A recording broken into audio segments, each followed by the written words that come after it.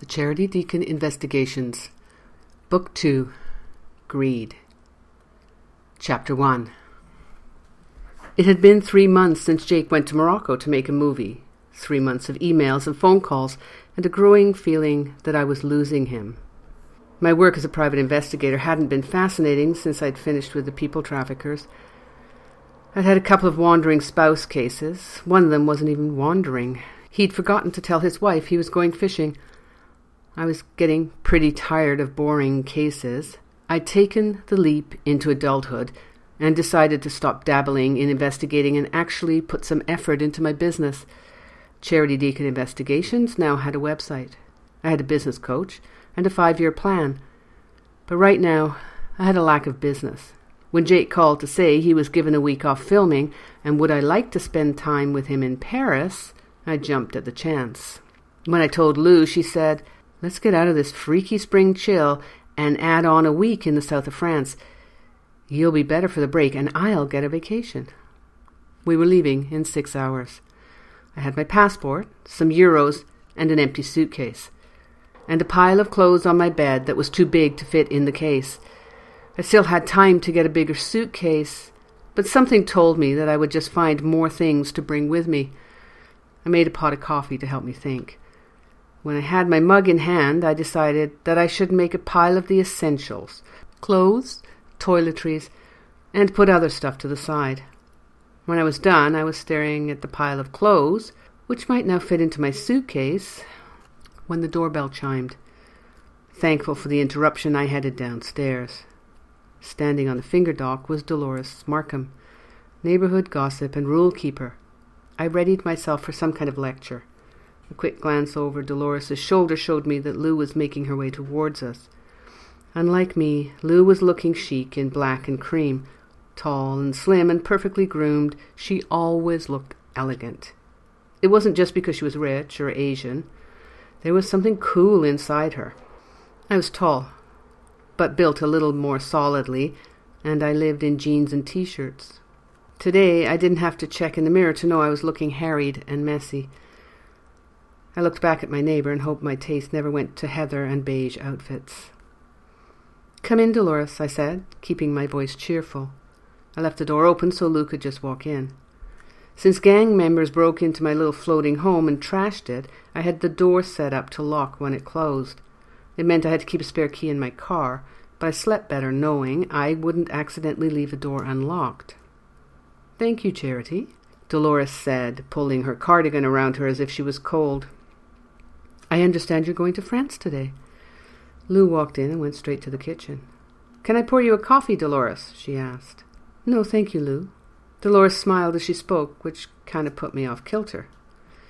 She'd been so nice to me when I got beaten up and came home to find my house a disaster zone. I knew there was a nice Dolores in there, an interesting one even. It just seemed she preferred to show the world the judgmental Dolores. Or maybe Lou was right, and the judgment was all in my mind.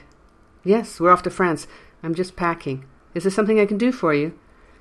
I tried to convey a feeling of urgency without seeming to push her out the door. "Yes, I would like to ask you a small favor. I have a friend in Pina-sur-Midi. It's a small town on the Mediterranean, near Cassis. Would you be going in that direction?" Dolores' voice caught on the last question. This was more than a small favor. I looked a little closer and noticed shadows under her eyes. Dolores was worried enough to lose sleep. I pulled one of the chairs out and asked her to sit. "We'll be close enough to go. What's the favor?" I waited. The tension she wore like a veil didn't shift.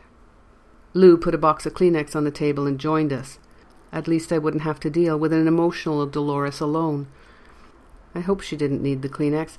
I didn't like tears at the best of times, but tears from her would be like the Sphinx sobbing. The words came out in a rush. "Well, my friend, her name is Audrey Wiley, hasn't been in contact for a few days."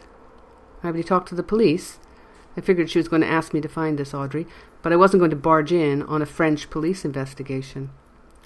"Yes," Dolores said. "Of course I did. The gendarmes were not very helpful. However, they said they would look into it. A gentleman by the name of Mathieu Durand is in charge of the case." I could at least try to talk to him, but before I promised, I wanted all the information. "Is it possible that your friend just went away for a few days?" "She would have told me. Charity, I know there is something wrong.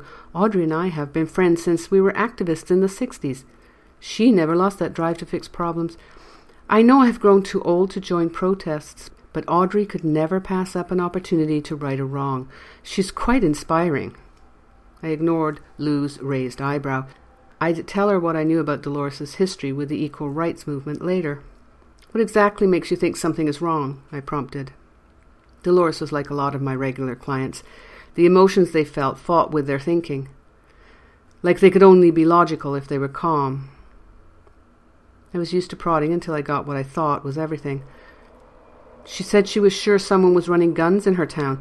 She told me smuggling was a problem in all the coastal towns, but lately there had been incidents that she thought were more than the normal cargo of marijuana or alcohol.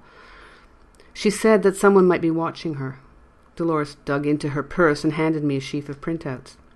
"Here are all her emails and the information I gave to Monsieur Durand. Please, Charity, it would mean a lot if you could make sure the police are taking this seriously." Who could say no to a scared old lady? It wouldn't hurt to check with the local cops and maybe have a poke around. In fact, doing that would let me write off some of the cost of the trip.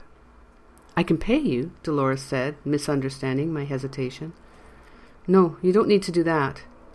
I was just thinking of the best way for us to check. Do you have her address and phone number in here?" I held out the papers. "Yes, it's on the top page." "Thank you, Charity. It means a lot to me." She turned her attention to my home, and the worry seemed to slip from her. "I feel like I should be doing something in return. Can I keep an eye on your home while you're gone? And Jake's?" Despite the feeling I was giving her permission to snoop through my things, I said, "Yes, that would be great. The house sitter I contact still hasn't gotten back to me, and I don't have time to track her down." I pulled out my spare keys. Jake's was on there along with my front door and car. "You don't need to do anything but pick up the mail." When Dolores left, Lou looked at my packing attempt and laughed. "It'll all fit, don't worry." She started rolling the clothes and stuffing them in layers into the case. She looked at the pile of other things I'd set aside. "Why are you bringing your laptop?" "We might need it for emails or something. And playing solitaire when I get bored." "Leave it here. If we need to be in touch, we'll find an internet cafe." I started to argue, but realized I'd be lugging the laptop with me on the plane, train, and rental car. I decided to go for an unencumbered ride.